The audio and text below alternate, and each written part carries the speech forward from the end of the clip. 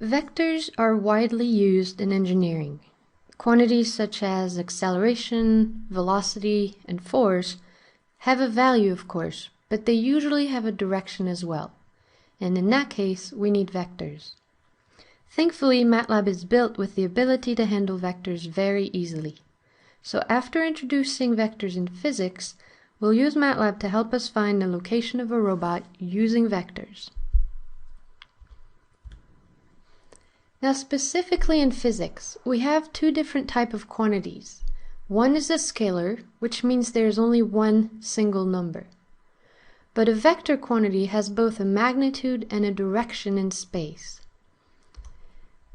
Vector quantities are usually represented in boldface, italic type with an arrow over it, such as A, capitalized, with bold, italic, and an arrow over it. This is very common in a lot of books. The magnitude of A, so meaning how big the vector is written as single letter capital A, or the vector notation with the bars on the right side and on the left side. If you want to draw a vector, usually we draw a line with an arrow at the tip, so P1 to P2. The length is the magnitude, and in order to know the direction, look where the arrow is pointing. So on the right side, this is vector A. Vectors are highly used in physics. They represent forces, for example. If we want to represent what forces are acting at point A, we'll draw arrows in all directions. F1, F2, and F3. On a plane, you probably have seen this, but there's lift, weight, thrust, and drag. Those are all forces acting on an aircraft. We usually use vectors when representing those.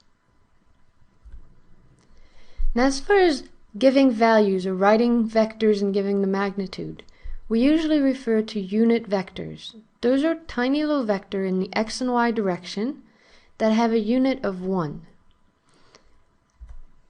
For example here, A, the vector A, has AX magnitude in the I direction and AY magnitude in the J direction. So we usually represent the vector in its vector form, AX times I plus AY times J. Or A equals with a parenthesis, and we put the first coordinate X at top and the second coordinate Y at the bottom, where AX and AY are simply found using trigonometry. In this little example here, vector A needed 3I and 4J. So we would represent it at 3 times I plus 4 times J, or simply the numbers 3 and 4. Again, the top number is in the X direction and the bottom number is in the Y direction. Now you may have noticed we've only given a magnitude and a direction. We've never even talked about an origin. So as far as vector A equals 3, 4, that gives us an infinite amount of possibilities. We have not specified an origin, and we won't until we actually solve a problem. Let's talk about adding vectors. Graphically, it's very simple. We usually go with the head-to-tail method. Suppose I add A and B, two forces acting on an object, for example. Now A plus B is equal to B plus A, but how do we figure out the vector that results in the addition? We start by the first vector, A, and we kind of move B to the end of A. And by linking the beginning point and the end point, we find the resultant, A plus B. We could have started with vector B, that would have made no difference. And then we would have moved vector A, and then connected the beginning and the end point. We would have had the same result. If you notice, the orange arrow goes to the right and is about the same length.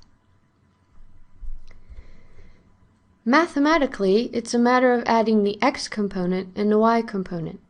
Again, if I choose values such as 4 and 2 for A and -1, -2 for B, then I just have to add all the x component, which is 4 and -1, and all the y component, which is the 2 and the -2.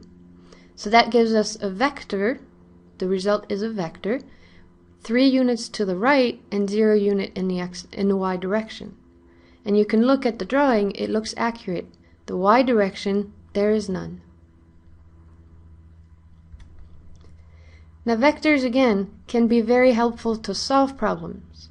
In the case of a weight being held on by two strings, if the weight is not moving, if there is no acceleration or anything, then the sum of all the forces is equal to 0. So we can use vectors to help us solve. Maybe we have two of the forces and we're looking for the third one. Graphically, again, we just take each vector separately and put them back to back. So F1, moving F2 to the top, and F3 down. Had the arrows not connected in the end, that would have meant that the object was moving. There is something that would have messed up the equilibrium equation. Now let's jump to MATLAB. We've seen that one variable can be used to store a scalar. For example, weight equals 74.4. This is one variable in memory, and it's holding one value at this time. But one variable can also hold multiple values, especially for vectors. For example, force 1 equals bracket. MATLAB recognizes immediately that we're looking for vector forms. So 3, 4. Force 2 would be 2, 7 with the square brackets. The first number, 3, represents the x component. The 4 represents the AY component. We can do operations just like we would do it on paper. If force 1 plus 2 plus 3 equals 0, we can subtract on both sides force 1 and force 2, and that would give us force 3. MATLAB knows how to handle this. Let's look at an example. Suppose a robot on Mars has traveled multiple segments. Each segment is known by its vector representation. We're not really sure of the angles and the magnitudes, but we know the actual vector notations. So the question is, using MATLAB and vector addition, calculate easily the final position XY of the robot. Here we have A, B, C, and D. That is 4 vectors. So let's go code the 4 vectors in MATLAB. So as I start a new script file, always a little introduction, robot position, possibly an author. Always clear the screen and the workspace. You might have been working on a previous homework or using a MATLAB version that somebody just used, and you want to make sure there is nothing in memory that can be used in your code, and you kind of want to clear the screen, which is the command window, so that everything is blank from the start. So let's define our 4 segments. We had leg 1, that was 5.5 and -3. So notice how I am using the brackets, the square brackets. This tells MATLAB that both values, the x and the y component, should remain in memory together. Leg 2 was equal to 1.5 and 6. I am keeping the same order. The x's are always going to be first. Leg 3 equals -10.5, -6, and leg 4 equals -1 and 4.5. As far as finding the final position, it's a matter of adding the vectors together. So we'll call it final position equal leg 1 plus leg 2 plus leg 3 plus leg 4. Now you might be asking yourself, how is MATLAB going to handle this? There's 2 numbers each time.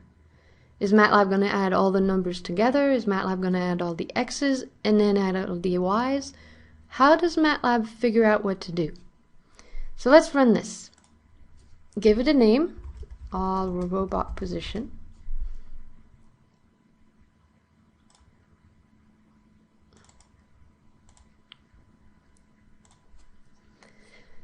And let's look at the result. Final P, final position, which is my variable right here, is equal to -4.5, and notice how MATLAB puts on the right side another value. So final P is automatically a vector Because leg 1, leg 2, leg 3, and leg 4 were vectors, MATLAB does vector addition. So MATLAB added all the x components together, and MATLAB added all the y components together. Now this can easily be checked. Did MATLAB do it correctly? Remember the original problem. There's two ways to verify. The first one is simply to connect the vector graphically and just read on the scale what are the x and y component. -4.5 and 1.5 seem accurate. The other way is to do it mathematically by adding each component separately. This also gives us -4.5 and 1.5. So MATLAB knew what to do. It didn't just add up all the numbers together randomly. It knew to add the x component first and the y component second. Now the key points here is vectors and MATLAB are very friendly. And since vectors in engineering are very common, MATLAB can be used to help us solve the physics problem, however complicated they are. Let's remember the key points. In physics, vectors have a direction and a magnitude, but they can always be represented with a vector notation, or simply parentheses with ax and ay, the components. In MATLAB, we use square brackets. The first component is x, the second one is y.